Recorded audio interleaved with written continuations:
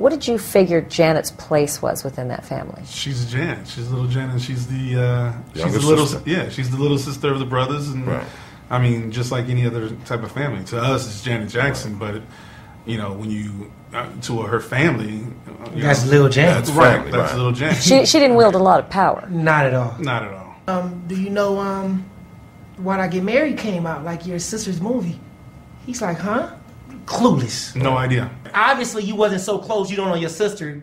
Movie just came out today. Exactly.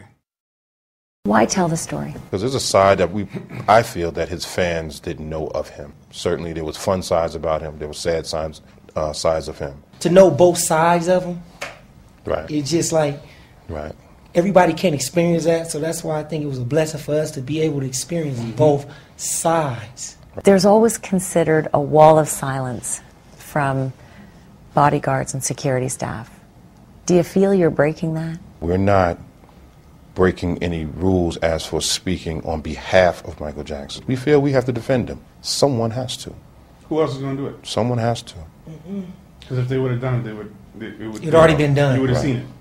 And it ain't no cook, it ain't no nurse, it isn't. They weren't there.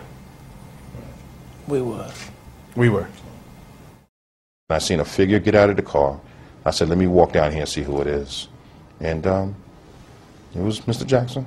Joe Jackson. Joe Jackson. Michael's father. Yes. And he said he wanted to see Michael. I put my hand out through the security gate to just shake his hand. How you doing, Mr. Jackson? He looked at me, looked at my hand, didn't shake my hand, and he said, you probably one of them ones putting needles in my son's arms. They didn't come around much. And when they did come, they came unexpected, and we would make Mr. Jackson aware that, you know, one of your family members is outside the gate, would like to see you. And he would sometimes ask, do they have an appointment? And Michael would ask if his family members had appointments? Yes. Absolutely. For when his father came, he was like, does he have an appointment? And did they have appointments? No. And were they allowed in? Not when he's being creative.